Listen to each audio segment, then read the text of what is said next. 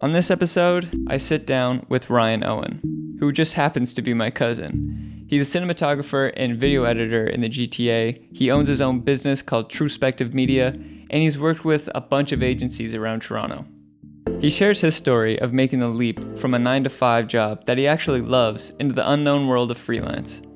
We also talk about what it's like to make mistakes on set and how to push past them. I hope you enjoy this episode. Let's get into it.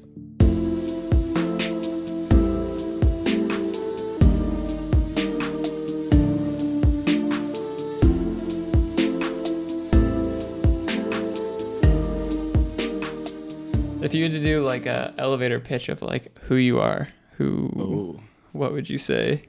Like what best describes you? That's a good question. I guess what best describes me, well, first off, I'm a videographer, so I like doing video content for businesses specifically. Mm-hmm. Ever since I was in high school, I've always had this intrigue in business and always wanted to merge somehow video and business. So my company name that I go under is called Truspective Media. And if I were to ever give an elevator pitch, it would be talking about truthful marketing. You hear a lot of these like superficial type of BS commercials, and you're just like right away you're over it. And I've always been a fan of marketing of like certain commercials or certain pieces of content where that makes you go, wow, okay, that's actually kind of dope. Right. Like the real stuff, the true stuff. Right. So whenever I go into businesses or anything that I do, I like to obviously like know who they actually are and what they like, why. And I know that sounds like kind of cliche and stuff, being like, what's your why? No, but like seriously, why do you do tiles? Why is that your passion? Why is that something you actually want to do? And what's that story behind it that we can try and bring to other people to say why they should hire you versus, I don't know, like the guy at Home Depot. I don't know if they do tiles or not, but something as simple as that, right? So I guess my elevator pitch would be, what is your true perspective on what you do? And let's get people to know about that in a truthful way where they can kind of attach to that and not just like listen to you being like, oh, we care about customer service. Yeah, no shit. Everybody cares about customer service. And that's always something that like people always go towards. So let's try and find something different. People are like, okay, that's actually kind of dope. If you care about that, that's why I want to hire you for doing whatever you do. Whether it's a gym, you do tiles, like anything really. Yeah, the company just needs to be able to like back themselves up. Yes. So for anybody listening, Truspective, where can they find you? I don't know. I guess all the usual places. Usually Instagram and Facebook is what I do a lot of stuff on. Mm-hmm. Before we dive in a little bit deeper on what you do, I just want to ask some basic intro questions. Cool. Short answers. Yeah. First things that come to the top of your head. Yeah. First one is, what's a recent movie or book that impacted you in some sort of way? Or maybe just a favorite that you kind of look back to. Okay, definitely movies. Mm-hmm. I don't read a lot of books. I'm going to go with movies. I don't like a lot of action movies. Obviously, the production value of that is like dope. And if I were to ever watch that, that's the only thing I look at. But the movie Whiplash was probably one of my favorite movies. Yeah. The way that was shot, it was like super indie. I really like Miles Teller as an actor. J.K. Simmons. I always get that one mixed up. I don't know. I just really like that movie. And there's a scene, just a quick like 5-10 second montage scene of like the trumpets and the trombone. Is that what it's called? Trombones? Trombone. Yeah. I don't know. Just everything about that movie was pretty dope. But most recently, the movie called A Quiet Place by John Krasinski. I just saw that. That one was heavy. Yeah. That one was pretty cool. Is it definitely? I like horror films, especially in the way that they're shot, especially when they're as original as that, which is not a lot of talking. Everything's pretty quiet. Obviously, the sound design on that was pretty that's a heavy part of it. So for sure, yeah. That I have a huge problem right now with. I just feel like the whole Hollywood industry isn't really trying anymore. They're doing all these action films and stuff because it's safe. And it makes a lot of money. Yeah. It's on trend. Yeah. But there's no good new writing coming out. I totally agree. When something like this comes out, And that's why I referenced to even Whiplash too. Like Whiplash was so different. I forgot about that movie actually. Yeah. That was so good. Yeah. Those different movies that aren't just like the stereotypical rom-com or just an action movie or just everything else. It's got to be new and different. That's some of that intrigues me. Mm-hmm. What's an artist or album that you've been listening to recently? Well, that's a good question. I don't usually listen to a lot of albums, but on my way here, I actually listened to Post Malone's new album. Oh, yeah. What's it called? Beer Bongs and Bentleys? Yeah. That one's pretty good. I didn't get through all of it, but I do like that. I like Russ a lot, too. Definitely more of like a hip-hop guy. So cool. Post Malone, Russ, Shad, for sure. I know we kind of like Shad. When we're both kids, we definitely listen to Shad a lot. Yeah, definitely hip-hop, not more... I guess mainstream. Like I do like Drake too, so I guess I can't say that, but I don't know. I guess in a sense, I really dig alternative type of hip hop, just different sounding hip hop. Yeah, for sure. Thoughts on pineapple and pizza? Are you against or are you for? I'm against. I don't like pineapple at all. So even it being on pizza, just a hell no. Do you think the Earth is flat? No, because I watched The Flat Earth by Ty Evans, and he proved with his 360 VR cameras that the Earth is not flat. Cool, man. We'll come back to these maybe later in the show. I like that. Just quick little fun hitting questions. That's nice. What have you been up to lately? So, I've been doing a lot of work for a gym that I'm actually partnered with called Kingdom of Iron. It's a new gym that's in my hometown of Bolton, Ontario. And we've been really trying to take YouTube seriously within the last couple of years, probably the last 4 years. So the story of... It's actually a pretty cool story. The story of that gym opening was that the main owner of that of the gym was actually a longtime friend of mine. I've known him ever since grade 4. We've been super close. You go into high school, you meet different people. We kind of split up a bit. We still kept in touch a bit, but obviously not as much. Yeah. We went to different colleges. Right when I graduated college, I remember going on Facebook and saw that he posted a picture of a squat rack that he made by himself, that he welded together in metal, and it looked pretty good. And he was like trying to start this garage gym. I'm like, yo, that's pretty dope. So he lived actually pretty close to the dentist that I go to. So I went to the dentist. I got a root canal. And right from there, I went over to his place, and we shot the very first video, which is still on the YouTube channel right now, called the Bara Strength Intro. So this gym used to be called Bara Strength because that's his last name, Ryan Bara. I get it. So it was just a promo piece, just kind of interviewing him with some B-roll and stuff like that. But I remember I could barely speak to ask him questions because I had root canal and a whole bunch of freezing. So you're swallowing a little bit? I was swallowing. I was like, my face was numb. I was barely speaking well, but somehow we still pulled off that video, and that kind of kickstarted our whole video YouTube campaign of that branding. So that was in September. And our very next video was like a Halloween skit, a Halloween horror skit, which did not do well on that channel. But it was because it was like the first couple of videos, right? So. Oh, yeah. But then from there, we've really focused on just doing a lot of skit stuff. It was weird because you have to think about the industry that you're in and the type of content you want to be doing. If you're a gym, the first thing you think about the type of videos they'd be doing would be workout videos. Yeah. And stuff like that. You're like, you don't want to be like everyone else. Self-help. Yeah, self-help, stuff like that. So Ryan is a really good personality on camera. He doesn't shy away from that red light on the cameras. He kind of takes advantage of it. So got a good personality. He has a really good personality. So within the past couple of years, we've been really focusing on the skits and some vloggy stuff just to show our personalities and stuff. So our very first big success was actually one of the main skits that we did called Different Types of Spotters You Find at the Gym. And this first one was actually shot in his garage gym. And at this point, he had the squat rack, a couple other pieces of equipment, used pieces of equipment that he bought. So this garage gym was actually coming together pretty well. And we posted that on Facebook. We put it like $5 into it just as like a sponsored thing just to try and get like new people to watch it. And we got 80,000 views on that. Damn. And at the time we were like, holy crap, this is like dope. And little did we know that later down the line we'd get a video at 31 million views. We have another 31 million views? We have a video at 31 million views, another one at 2.5, another one just at 1. Are you sponsoring these videos? Like on Facebook? Bit? Wherever your outlet is, Facebook or YouTube. Yeah, YouTube. Yeah. Can you sponsor on YouTube? I don't know how that works. Yeah, I don't think you can. So, I don't know why I said that. Yeah. So the Facebook one, that first one was 80,000. We were super stoked on that. And it did okay on YouTube too. I think it only had like 20,000. But this being our like 4th video that we posted on YouTube. Wait. Do you embed? Is it the YouTube link that they're watching on Facebook, or is it video posted on Facebook? Yeah, so that first one was we posted that video to Facebook. We also did on YouTube as well, but it was a native Facebook. Yeah, there's two of them. So there's a native Facebook one that got like 80,000 views, which obviously Facebook, especially at the time, Facebook, I think right now is kind of going a bit downhill, especially with everything else that's going on with Facebook. It's changing with the paid content and the way that companies work with that paid content. Like, you basically, the way it works now is you have to pay more to be seen. Yes. Which is shit.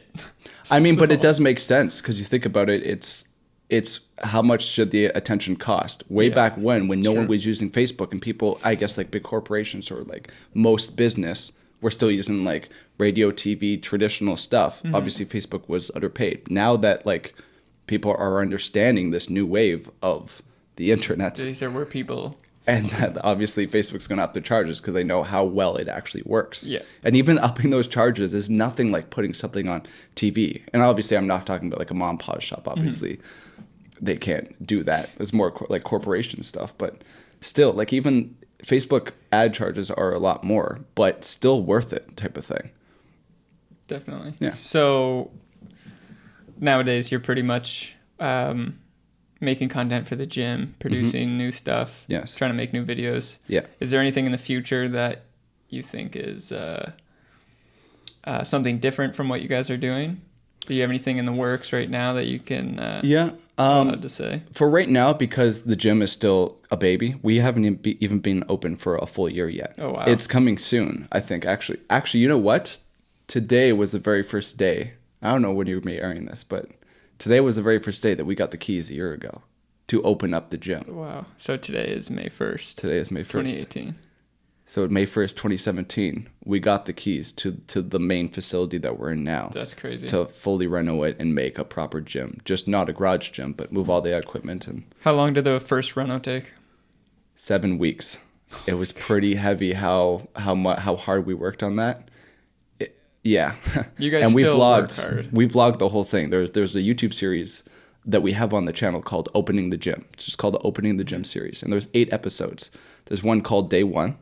And then it's week 1, week 2, 3, all the way to 7. Oh, wow. So yeah, we vlogged every step of the way of all the triumphs and tribulations that we went through, the fun times, the bad times, all that kind of stuff, just to see it going from just an empty space to what it's in now. So for people listening, where can they find this series and all these videos that you're talking about? It's on YouTube, Kingdom of Iron. Correct. Yep, YouTube Kingdom of Iron. If you go on our page, we have a couple of playlists. There's a playlist called Skits, Building Your Kingdom, which is kind of like our businessy, talky stuff that we did from in the garage and the challenges and stuff we had from there, just trying to grow it into eventually being into the facility. And then we made the new playlist of us actually renovating the facility, making it from just an empty space, which used to be a gym, which was actually a huge plus for us. That there were still like kind of mirrors attached and the space and the layout still kind of looked like a gym. So it wasn't, we're just taking like some kind of weird warehouse and trying to make it into a gym. It was already a gym that was poorly managed in the town. And yeah. That makes it a little bit easier for you guys. Yes. Yeah, it was huge. Let's take it back like way before you got that root canal. You were living in the city. How long did you live in the city for? I lived in the city for probably around 4 years. Right on. And you actually went to film school, right? I did. I went to Niagara College for broadcasting radio, television, and film. So going into that program, I knew that I wanted to take the TV route because in my grade 11 internship, I worked at Rogers TV and working in the control room behind the scenes, looking at the director switch between cameras. I'm like, this is awesome. This is what I want to do. Right. So going into that program, I knew that I wanted to do TV. So first year, you get to do all 3, radio, television, and film, which is cool for a lot of other people because there's a lot of people in the program who are like, I don't know what I want to do. Totally. Which is pretty dope that you got to choose in between those 3. Second year, you either choose production or presentation, being on camera or being behind the camera. So if you're on camera, you'd be doing like on TV stuff or on Like radio stuff like this. Anchors and Stuff like that. Oh, cool. Or you being behind the scenes and like making films and making TV broadcasts, stuff like that. So I took TV all the way through until third year. I got a job at CTV right out of school, and I was working for a department in CTV called DMC, which is Digital Media Control. And what we do is we'd put these shows through some encoder so it can play back on the websites and on the CTV Go app, the TSN Go app, everything that Bell Media owned at the time. Got it. And then later on down in that job, I actually worked on the Crave TV project. So we still ran all those shows through this encoder. And we made Crave, which was a huge project. Our department went from 4 people to 12 in like 2 weeks because of that project. Holy crap. We're like, we need to get this done. So they just hired a whole bunch of other people. So yeah, we got that done. And I started to realize that it's easy to get stuck in those kind of jobs, which is cool if that's what you're about. If you're cool with just kind of, just finding a job that pays well and you're there and you do your job, that's cool. But for me, it really ate at me that I'm at this job just on the desk doing something that I understood well because I learned it, but was not that creative at all. And when you're a creative person, you can't express that, or you're tied up in that 9 to 5, that you need to let that go. So I was doing a lot of side work, obviously videographer work on the side, just to keep that going. And one of the gigs that I did, I was walking back to the subway from one of our gigs with another videographer, and we got to actually chatting. During the shoot, you don't kind of just chit-chat, you're focused, you right? don't have time. You don't have time to do that. So finally got to like chat with him one-on-one, just like as homies, I guess. And he was telling that how he was leaving his job. I'm like, well, what's your main job? He's like, well, I work at a creative agency just doing all the video content for them. I'm like, that's dope. Do you mind putting my name in? And then 2 weeks later, I get the job. And this is late December 2014. And my very first day of working there was January 5th of the next year, 2016. And my very first day on the job, they flew me out to Winnipeg to shoot an interview for Shoppers Drug Mart. Holy crap. And I was hella nervous Of because course. That was my first time being the one-man show. First day on the job, first flight. Yes, first flight. No, I've flown around. No, but for Yes. that company. Yes, and they flew me first class, which was actually kind of nice. Like off of points that they had, which was a pretty crazy experience. But I kind of wanted to share the story. I kind of made a big mistake. And obviously, no one's perfect, and I kind of want to talk about this mistake because I feel like people can learn off of failures. On this first day, well, actually, so I got hired late December, right? So during that Christmas break, I brought all of their gear home with me so I can learn it. Oh, of course. So that I'm like, I can go there and not be like, oh, what does this camera do? My very first time actually like being the main camera op of a C100, which coming from just DSLRs is somewhat of a change. Yeah. Dealing with like big audio things. With the DSLR, you can just plug in a mic and it works. Yeah. With a C100, you kind of have to do things. Yeah, big learning curve there. So I did like a lot of build-ups and tear-downs of this equipment when I was back home, but I didn't record anything and look back at it, which kind of made for the mistake, what happened. So we're just a testimonial type of thing, interviewing pharmacists, managers, stuff like that, just for an annual general meeting. I decided to not look into my audio settings, and I had the lav mic going and the shotgun mic going. Sure. And they were mixed together as one stereo instead of 2 monos. So the audio on these were pretty atrocious. Jeez. And that's being on your first shoot, and your boss is just like, what the hell? So we fixed it to make it, like we gave it to an audio guy, we fixed it, but that's kind of a crazy way to start your like professional video career on your very first day, on your very first shoot. That's such an epic story. So we're like, as a stereo track, does it combine the two? Yeah, so it combined the lav mic. So you can't separate it. No, it can't. It's not like, oh, I'll just turn off the right channel. Exactly. They both weren't recorded two separate mono ones. It was connected together. So that was pretty. That was a big, not like a wake up check, but like a reality check, being like, you're in this now. This is like, you're working for an agency that has big clients like Shoppers Drug Mart, and I've also done some stuff with Tim Hortons, Burger King, stuff like that. Like these are big clients where you can't kind of make those mistakes. Yeah, you don't have time to be like driving through menus, and it's a one shot. If you miss what they say, it's missed, it's gone. Yes. You can tell them to do it again, but even the way that they say it, it will never be the same They're as them not saying it actors natively. Yes. Yeah, exactly. So get your audio levels straight, kids. Yeah. It's a tough journey. Everyone loves talking camera gear, getting new camera gear.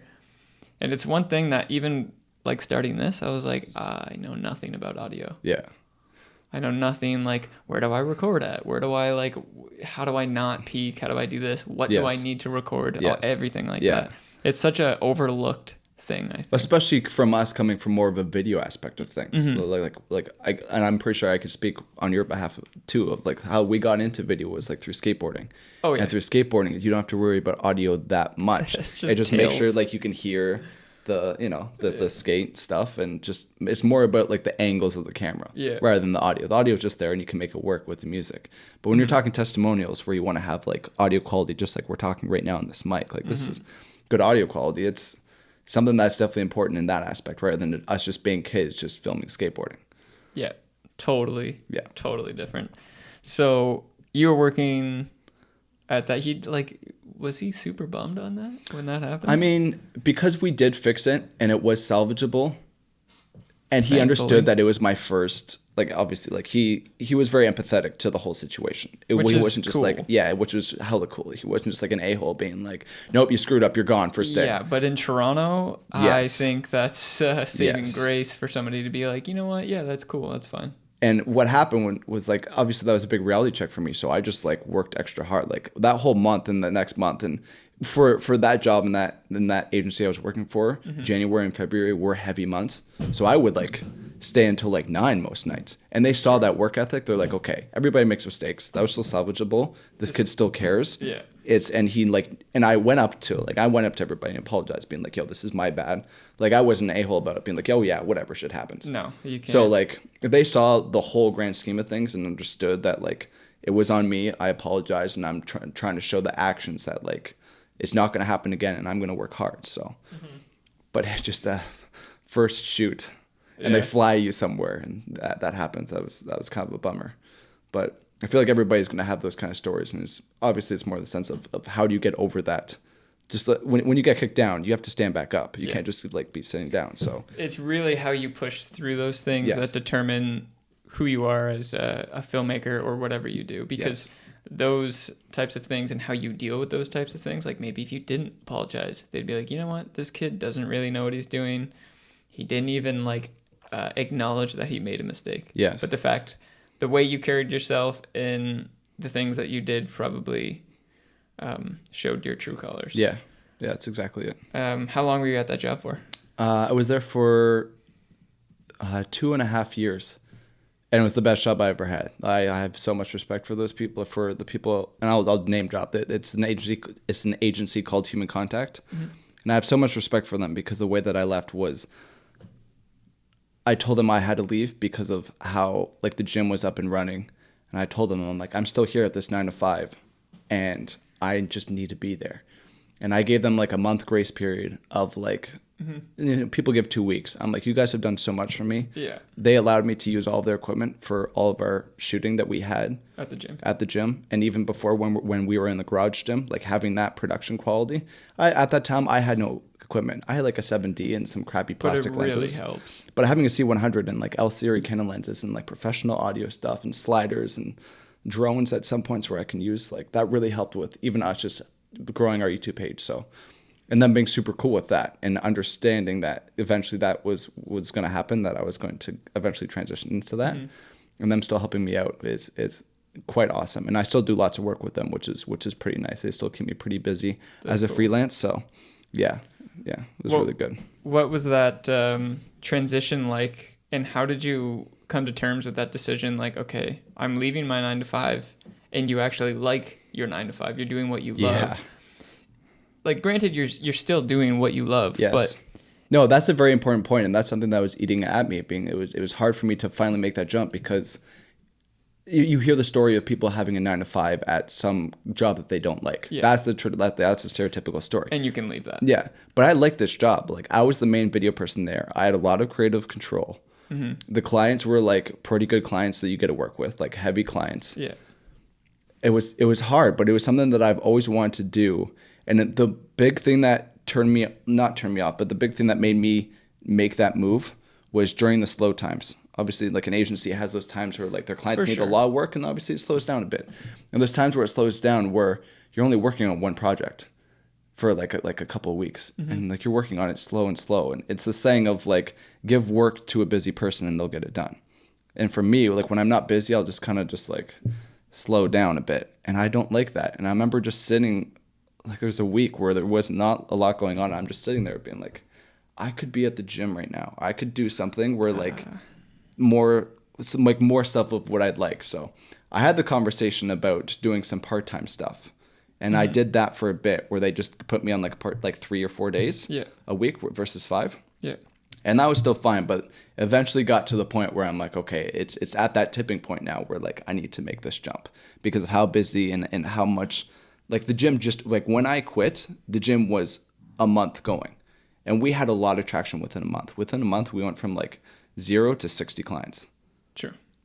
And with huge. gyms, that like that's like within our business plan, we're expecting like 20 or 30 a month, and eventually we get to like the numbers that we were at. Yeah. But in your first month, you're doubling your expected like projections. Yeah, it's pretty damn You're good. like, holy crap, okay, this is like, yeah, if that's a sign being like something should happen, then something should happen. So it was because of the drive that you had. And it's funny that like you get more drive from the more busy you actually are. Yes. That's a very unique trait. And it's a pretty cool trait to have, I guess. Yeah. Especially in this industry, to thrive off. I want to be busy. I want to be doing stuff, because that means you're constantly learning, you're constantly producing, and you're constantly making mistakes and then getting better from all that stuff. Facts. Yeah. Facts. That's so true. No, that's you hit the nail on the head with that one. So you left your job, and did you leave the city around that same time too? I left the job in September, and then I moved out of my apartment December 23rd.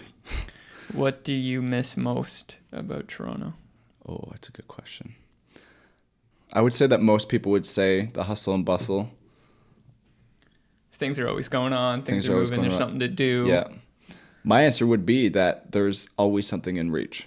Coming from not somewhat of a small town, but of a town where it's very spaced apart with things that you have to do. Like for me, living in Caledon now, and where I grew up, to get into town to even get groceries is like 10, 15 minutes. And being in a city where there's a whole bunch of cool random stuff, like stores that are in business, like a ping pong lounge and stuff like that. Like you don't get that in Caledon. You don't get that at all.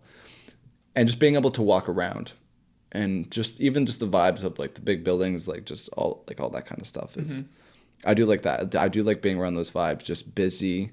It makes you feel like you're a part of something bigger, which again, I know it's something that sounds kind of cliche, but when you're in it and you look around, you see how many people there are, and you're like, everybody's going somewhere. Everybody's doing something. Like there's something bigger that's going on. It's cool to be a part of, like, now you're one of those people. Yes. When I go back to the city now, it's not, I don't have the same feeling. When you go back to the city. Yeah. Like when I go down and I'm doing something, it's not the same. I don't have that same feeling because I'm not as relaxed. That's very true, because I still have friends that live down there, and actually probably after this podcast and after we're done chilling today, I'm going to go see a friend, and he actually used to live in a part of town. He lives in Leslieville. You know how I used to live in Leslieville? Yeah. He lives like one street over. So being back in that part of town is pretty cool, because Leslieville is a really cool spot. But you're right, coming back to the city, not living there, I do feel kind of different than being there every day and just like being in it every day. You appreciate, like, when I had the chance to skateboard or bike around or to walk the dog, it was like, I didn't care where I was going. Yeah. It was just like, I'm happy that I'm doing this. Yeah. I'm happy that I'm like totally in the hustle and bustle and dodging these cars while I'm biking and stuff. Like there was just such a high off doing that kind of stuff. And something that made me really always want to live in Toronto was that my dad, he does a lot of consulting, like IT consulting. So there'd be a lot of random times when I was a kid that he'd always go to Toronto and work, and I'd just come with them.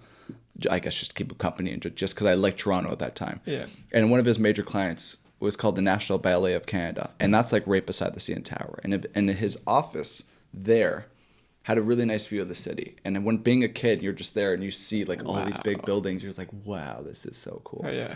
And obviously Toronto being a huge sports market as well. Totally. Like think about all of Canada. And who has the sports? Like we have the We baseball do. team. We have hockey, I guess, is all around. But we have the baseball. We have the basketball.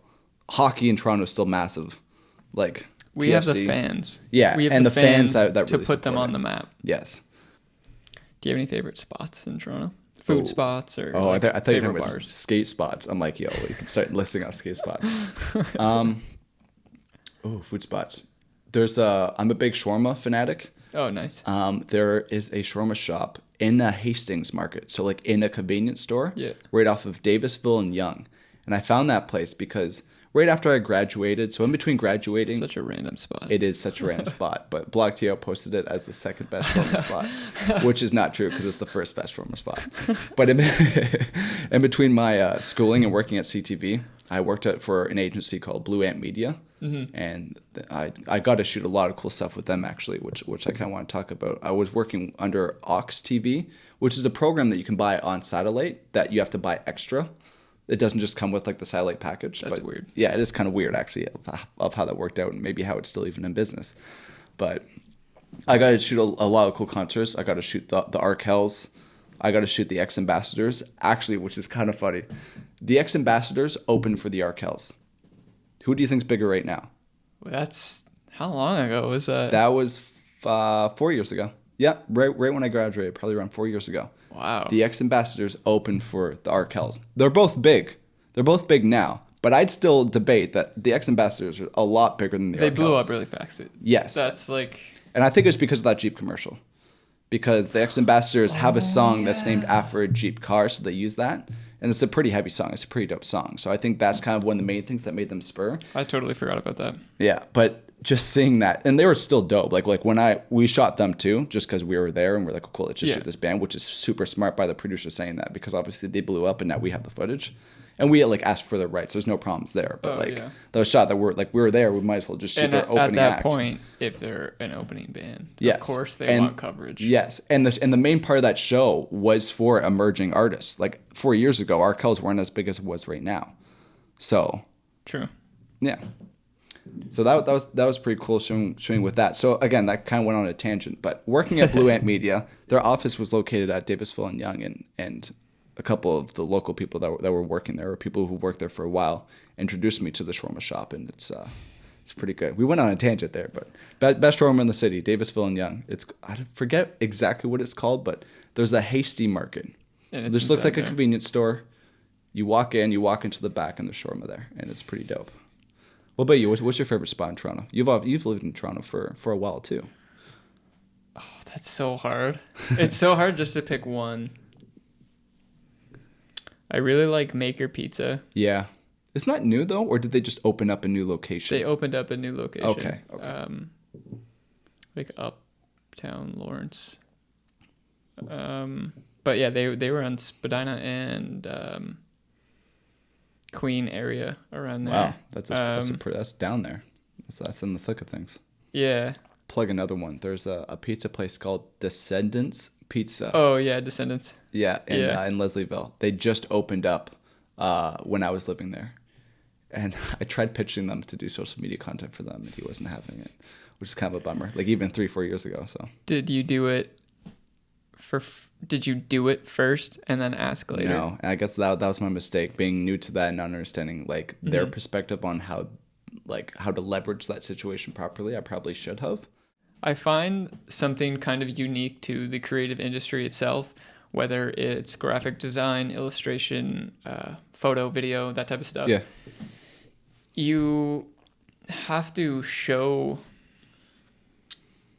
you have to showcase what you can do before you get anything. Yeah. Like, if you're doing a talking head, if you just say, yes, I can do that, nobody will believe you unless you say, I can do a talking head. Here's what it looks like. Yes. I can do your social media. Here's what it would look Yes. like. And when people can see, oh, okay, he can do it. It actually looks good. Yeah, okay, I can justify spending money. But it just, from my perspective, it kind of sucks that people don't right off the top Understand. they're just like, no, I don't even know what you're talking about, but no.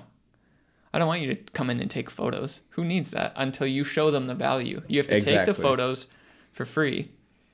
If you're like pursuing a new client, a way to do it would be like walk in, buy really cool pizza, take photos, tag them on Instagram. Yes. Take more than one and then come back and then be like, here's what I did. This is the engagement that it could increase. People could see this pizza when you release something new and something like that and drive sales. It's just, it sucks that people don't see it that way. Yeah. I think that's where becoming a freelancer is different than working in a job. Because for me, when I was working at Human Contact, I didn't have to deal with a lot of client stuff. Mm-hmm. My boss or the creative director would be like, cool, this is the project that we're working on. And then I got to shoot it and I got to edit it. I got to do all the creative work. I didn't have to pitch it and I didn't have to follow up with them, which now being a freelancer, and I knew that was coming, that wasn't like it was a shock because I saw it, but I didn't have to deal with it. But now being a freelancer, you have to deal with it. And especially when you have to like even try and get the client and pitch to them. You have to show them that value. And that's exactly what you're saying. It's for us, we're in it. We know the value of it. But for these business owners, that's their business. This isn't their business. This will help their business, but they're not thinking about that. Yeah. They're thinking about like their business, how to keep their lights on, how to make sure they can still get people in and make good pizza and deal with their employees and, pay rent, all that kind of stuff. It's a huge learning curve. Like I knew I always wanted to edit. Great. I want to be a freelancer. Yeah.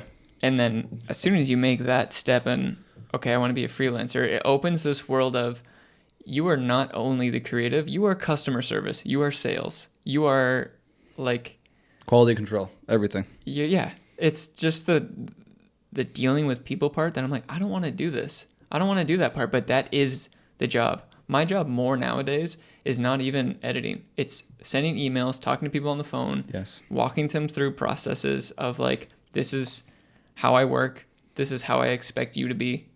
And things like that. And I never thought it would come to that because I always pictured the like, oh, I'm just going to edit videos all day. And like, this is going to be so sweet, but not the case. And a good thing though, that is kind of a good thing because that's something that will help you grow. You can grow when you're creative of like how will you edit and how will you shoot. But now you're kind of growing as like a person and how you deal with other people. Yeah. Where even if you want to stay an editor and even if you go back into a job and get back out of freelance, you're still going to have to deal with people. For sure. And growing through those experiences will help you out in the long run of however you want to take your freelance career. Mm-hmm. Again, I didn't get thrown to the wolves when I went to freelance and had to like try to understand that. I did understand that that was going to be a thing and something that would take up probably half or more than half of this whole freelancing thing, which is like shooting, editing, and doing that kind of stuff. Who knew? Yeah. Yeah, who knew? I definitely didn't think it was going to be like that. Yeah. What is your biggest challenge that you face right now freelancing? The waves of clients being stoked and wanting to like push up their content stuff and being like, oh, this is busy. No, I just can't. And every time that I try and maintain relationships with clients, I'm like, I don't mind doing heavy work.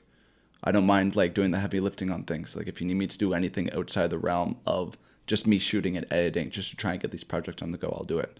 And having that initiative has really helped me out rather than just being like, okay, well, just like, talk to me later when like you're not that busy. No, you have to like stay on them and be like, I understand you're running your business and I am the aspect that's supposed to be marketing and helping your business grow. Right. And I understand that when you're busy, that for me, it's not the first thing on your mind because if you're busy, why do you need more marketing? I get that. But I always try and push on them the importance of consistency, especially within social media. Huge. It's massive. And here's another subtopic of that, which I've been really thinking about lately. There's the consistency of doing it every day or doing it consistent.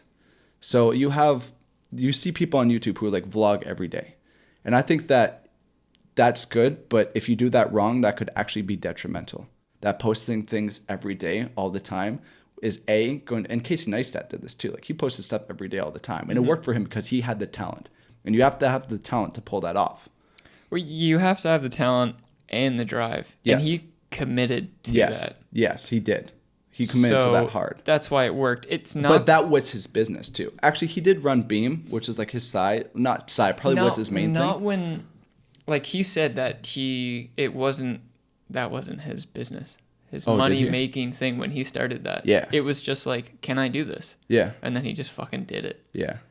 And I think in every single like business has to kind of, or person making content, whether it's Instagram or YouTube, you can't put out content every day if it doesn't work for you.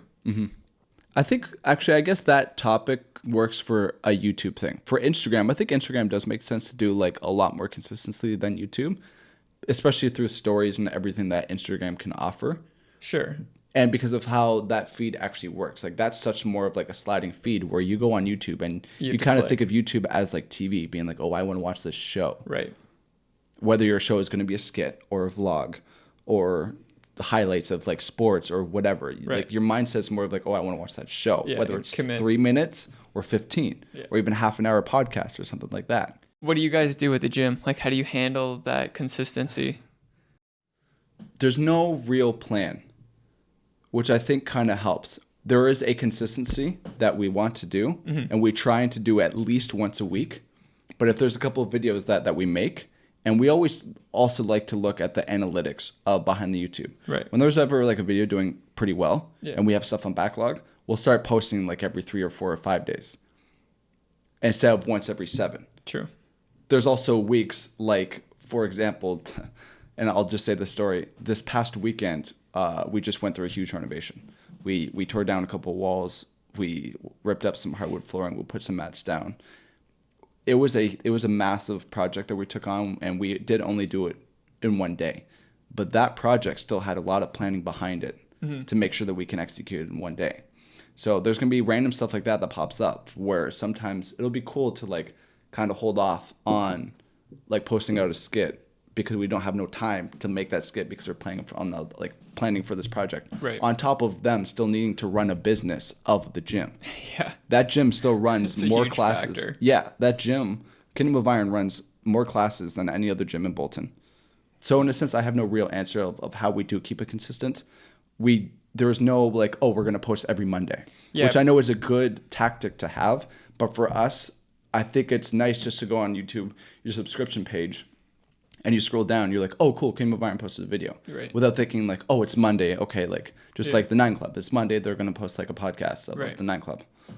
I think the difference and why it does work for you guys is because you are committed to, okay, no matter what day of the week, we're putting out a video this week. Yes. We have time to develop the idea, and that will take who knows how long, and then shoot it, and then edit it and get it out. Yes. So every week, at least one. Yes. You guys strive for. Yes. And that's a huge commitment by itself. Yes. So yes, it is. It works for you guys, and that's great. Yeah. Yeah. And again, it's when times are a bit less busy and ideas keep on popping into our heads. And now the gym's getting to a really cool point now where a lot of our members are kind of pitching ideas to us.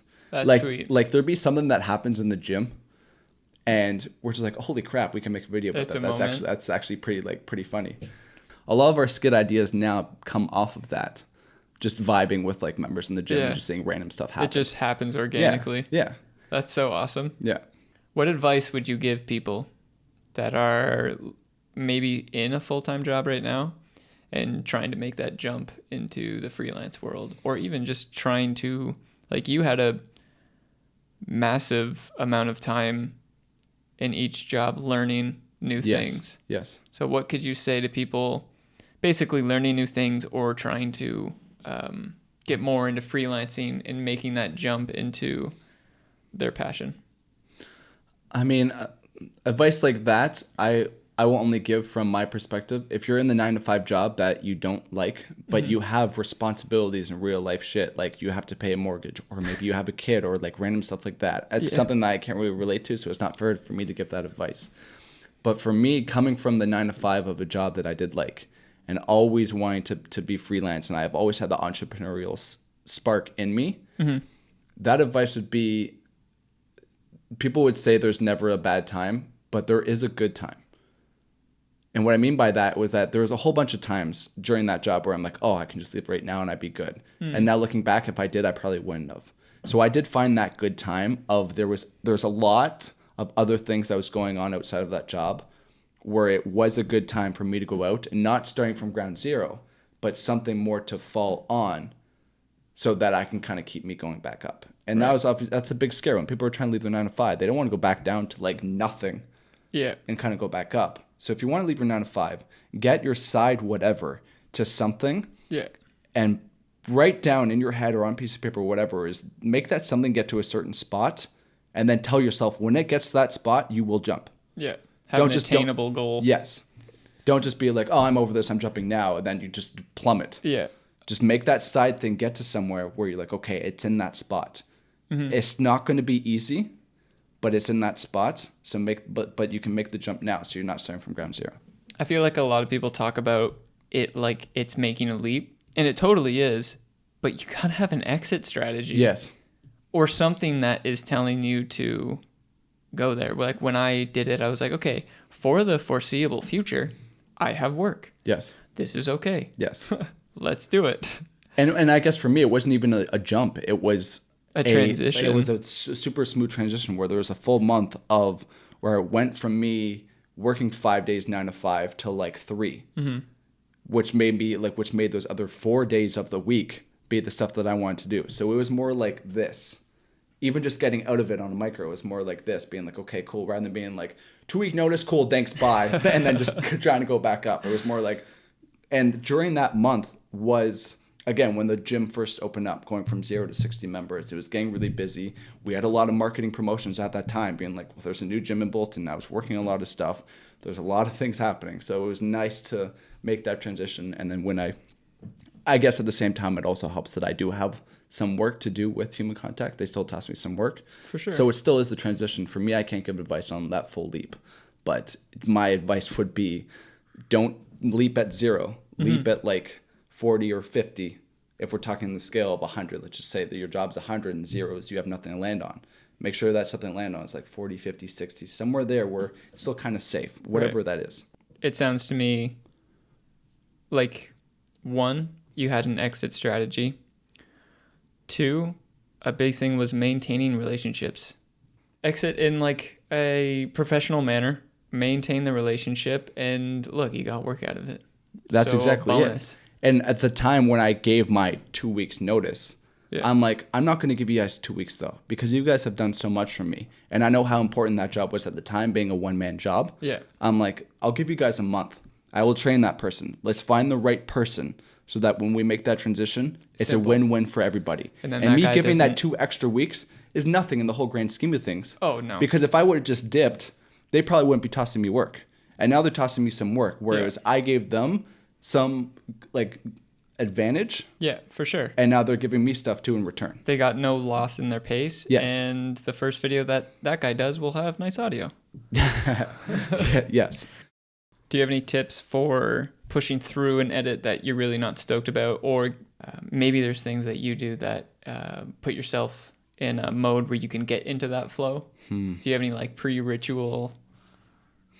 You know what? I don't. I think I'm one of the people that you're speaking at, saying like, get me something or give me some piece of advice to get out of this. And I don't. Like, that happens to me all the time. And there's no real advice that I can get around it. It's just like, I know it has to be done. So I just like sit down and just say to myself, like, if it's done sooner than later, I'll be stoked. Because then it's done and then I can move on. Just try. Do you have any advice? Do you have any advice on edits that you're not stoked about, but like, you know, it needs to get done? I kind of just drink a Red Bull. Like, I kind of do try to give myself like a goal of like, I'm not moving. Yeah. Until I get at least a minute and 30 in. Yeah. And it has to be good. Mm-hmm. And sometimes just like trying to picture that end edit of like, okay, well, what could it be? Yeah. What is like best case scenario of like in my head? Maybe you didn't shoot some of those clips, but like then I'll be like, okay, if I want it to look like that, maybe these things need to go here and there and there. Yes, absolutely. When you're in that flow, it sucks getting pulled out of that flow. Oh, big time. Big time. Yes. No, that's so true, because especially with editing, people think it's just like, yeah, you put video into like a timeline and you just edit it. It's like, yeah, sure, but like, especially for vlogs, and I always go to this because that's something I just love editing and going back and forth from like a montage of something cool happening to like talking. And you're in such this flow, and then if you have to get stopped to like go do something, you come back. Mm-hmm. And I find myself rewatching edits so much I can't even look at YouTube edit. Like when we post, I can't even look at it anymore. 'Cause you've Especially seen it. vlogs. It's kind of like the theory of when you overplay a song and you just cannot listen to it anymore. Yeah. I find that with probably 70% of the videos that I produce. I have a question for you. Would you rather shoot or edit? Edit, 100%. I'm always torn. I'm always torn between it. I love shooting, but I'm not as good as I would like to be. I see it. I can see it in my head, but I can't get it down to the lens. So how do you get around having that creative block of seeing people, seeing other YouTubers or other creatives and seeing their work and being like, wow, that's amazing. Like, I'll never get up to that. What I've done recently is start trying to pick people who I actually value of what they do in terms of who I follow on Instagram, who I'm watching on YouTube, and pick specifically so I'm not just like, wow, that's an amazing shot. Well, I'll never take a shot of a mountain, or I'll never do that because this guy already did it and it's so good. So it's a very fine balance of not holding your work to their caliber and judging it to yourself. Yeah, Being that's a really good answer. Here is where I was last time. Yes. And it's better than that. Yes. Cool, I made progress. Yes, facts. That's exactly it. And that would be my answer too. You look up to these people. But I've always been like that. You've always looked up to people. And then you doing that and you seeing that and how Peter McKinnon's speed ramps and his color grades and all that kind of stuff makes you aware of that and makes you try it, which makes you grow. Exactly. And maybe he might still always be better, but at least you're also growing too. Exactly. So you have to find the value in that and not be like, wow, damn, I'm never going to be like that. You probably will, but when you're like that, he's going to be somewhere else. And then there'll be someone below you looking up to your stuff, being like, wow, I'll never be as good as him. Always. You're always constantly learning. Yeah. And I feel like if you can't understand that, you're not really going to go further because...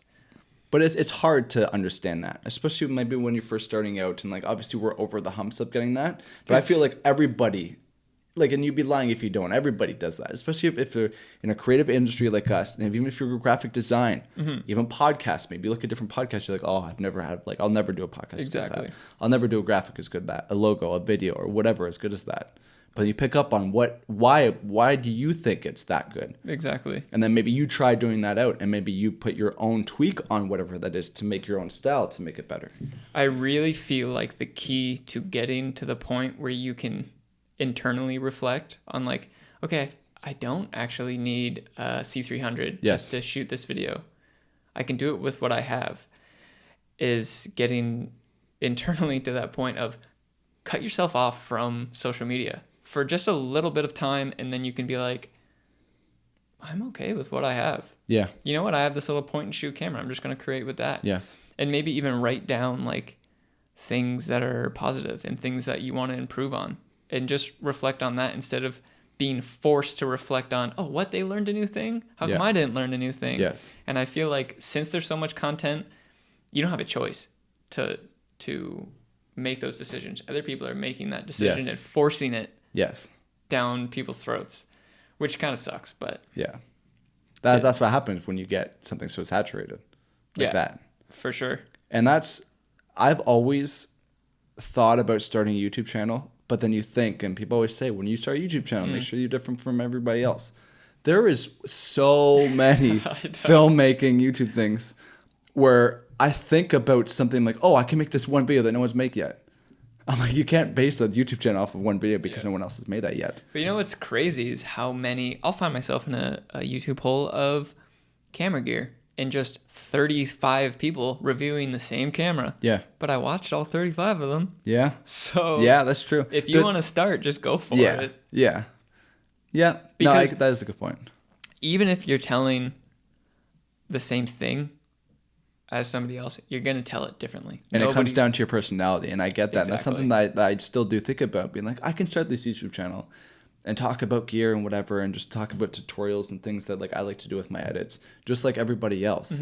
But people might like to watch me over this other person or both of us because of my personality. Exactly. And I get that, but you still need to find something. It can't get me over that hill to actually do it, because I'm like, no, I have to be different. Because when I do things, I want to make sure like I can really follow through on them. Right. So I just know that if I do it and I sound like everyone else, and I know you're probably not going to get a lot of traction right off the start, and just knowing that you're not that different just kind of sucks. And I just know it's not going to motivate me. And maybe that's something I need to get over. But that's just the truth for me right now. And that's why my big YouTube channel that I focus on is the gyms. Right. Because a lot of gyms' YouTube channel isn't doing the skits or even the type of skits that we're doing and the real personality that we have and the platform that we have. I'd rather give 100% into something that's already working very well for us than me trying to be selfish and me being like, oh, I'll just make my YouTube channel. It is really hard to divide yourself in that way. But what I've been doing recently is looking down the line and seeing like, okay, what is my goal in like a couple years, a couple months? And okay, will I commit to this? Or am I just going to like buy all this gear and then just leave it in a month? Yes. And then if your answer, like ask yourself the simple questions. Do I want to be doing this in 3 years? Yeah.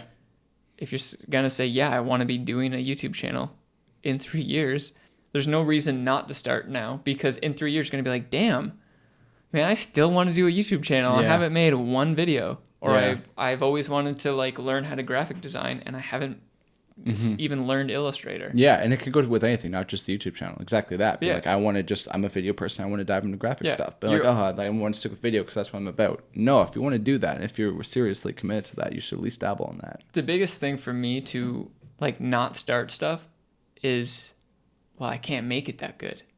Yeah. Like, I want to write something, but I'm not that good of a writer. I want to shoot this video, but I know it's not going to be that good because of the camera I have, the backdrop. But in like 4 months from now, a year from now, I'll be like, why didn't I make that? Even if it was like just okay, I still made it. I still did something. Yeah. I still made something right from my head that is a brand new piece. And you're only going to get better and learn more if you want to be a writer. And write I think it comes something. It comes down to the pressure of it being shareable and you posting out into the world and how people are going to react to it, Yeah. rather than you just doing it just purely for yourself and because you are a creative and you want to create something.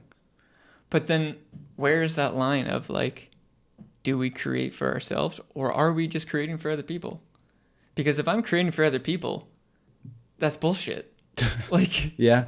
I think it's a bit of both. Like when I do like the stuff for Kingdom of Iron, I do these vlogs. When I'm in it, I want to do something that I'm proud of. Yeah. I want to do something I can look back being like, yo, that was cool. I like this music. I like how I did this cut, the speed ramps, blah, blah, blah, but blah, that's blah. passion. Yeah. If you don't have passion for what you're doing and you're solely, I'm going to take this photo because it's going to do really well on Instagram, you shouldn't be a photographer. Yeah. But if you're like, I really want to make this video because I want to fucking tell this story. Yeah. I want to go right from the start with this gym, right to the fucking end with this gym. Yes. Because I want to tell their whole story. Facts.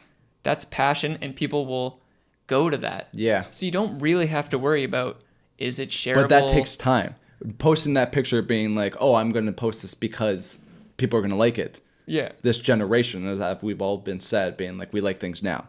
But Yeah. showing the passion, that shows the actual longevity of people actually caring to follow you. Because I feel like that short-term thing is only going to last for obviously for a short period of time. Mm-hmm. Me doing this passion into this, which you did hit the nail on the head on that, we grew organically. We grew for people who like actually cared about the stuff that we were doing. Yeah, rather than because being like, you care about it. not just me, but even like Ryan and Madison. It's the whole Yeah, team. But yeah. it's exactly it. It's not just You like, showed the true passion behind how it. can we get big? Or Yes. it's like, we're going to do this because we really love doing it. And I think a lot of people are kind of missing it and just like, oh, I want to be a YouTube star or I want to be an Instagram photographer. Okay, do you like taking photos? Yes. Do you like this stuff first? And once you find your passion, then don't worry about it. Just do it. just fucking go. Yeah. Fly with it. And then everything else will come. And if it doesn't, you shouldn't really care. Yeah. If you're doing what you love, you're good. You shouldn't care because that's something that you actually want to do. And if you actually executed on that, that Yeah. should make you feel good. That wasn't just an idea that stayed in your head. It was just like, no, I want to do this. And then you do it. Yeah. And if you're pumped about it or not pumped about it, you still did it. And even if you're not pumped about it, you probably still learned a lot and will probably still do a bit more just to continue to learn. And that should be your decision maker of, am I going to make something? well, are you? Do you have passion behind it? Yes. If the answer is yes, then go do it. Yes. And if that means leaving your 9 to 5, then figure out some sort of solution to get there. Yes. And that's the 9 to 5 thing is always just, for us, it's easy to say because we're young and we don't have a lot of responsibilities, as in the mortgage and the kids and having to feed that. So I get that. feel like I have a lot of responsibilities. Yeah. I miss being young. Well, you have a dog, so that probably kind of feels like a baby sometimes. No, but like, you know what I mean? Like if somehow like a 40 or 50-year-old's listening to this, and even if they're getting stoked on this and they need to make this jump, I don't want to be the one responsible of being like, yeah, make the jump. Come on, fuck your 9 to 5. And then he loses his fucking house and he can't pay he can't feed his kid. Right? And that's the problem with all these motivational people. And not that we're trying to get, like, not that we are, but just we're talking about this being like, yeah, like you live one life, you should do what you want to do, but it depends on what stage you're at in life, and you have to understand that and put yourself in the best position to still make that work, to still make that passion work, whether it is if you are in the right time where you can just like go down to zero and not care and just go because that's what you want to do, or if you're 40 or 50 and have a kid and a wife and a mortgage and a car and things you have to pay off, you have to work for it. Or at least find your balance, your work-life passion balance. Yes. If you really want to do something, you will make time for it. Yes. No ifs, ands, or buts about that. Facts. End it off with a couple questions. What's one thing that people are sleeping on right now? An album, a movie, a food spot, like you mentioned. Whoa. Okay. Anything. No rules here.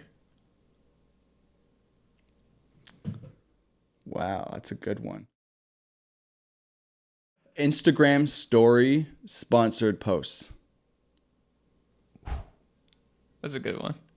Stories specifically. Oh, yeah. And understand that. Stories. People, obviously Instagram's big. And for me, in the way that I use Instagram, I'm pretty half and half of me looking through my feed and me looking through the stories. Mm-hmm. But for the feed, you're hauling ass on that scroll. You're like, cool, next. Your brain just the wired. The stories is where but the stories is like tap, next. Okay, you'll see it. Yeah. And it will last for a bit. And even if you're just quick on that swipe, you'll still see it. If you can make them not click past it, that's it. Yes. That's it. That's the one thing that people are sleeping on. Side note, do you know who Jesse Driftwood is on Instagram? No. You should check him out. His Instagram stories are wild. Perfect. And the last thing, where can people find you? Or what should people check out? Obviously, Kingdom of Iron on YouTube. To be honest, that's probably the biggest one. I've been kind of slacking on my Truspective Instagram page. I was really heavy on that. What's your personal Instagram? My personal one is, I should change this, so my name's Ryan Owen, but my Instagram name is RY_Owen.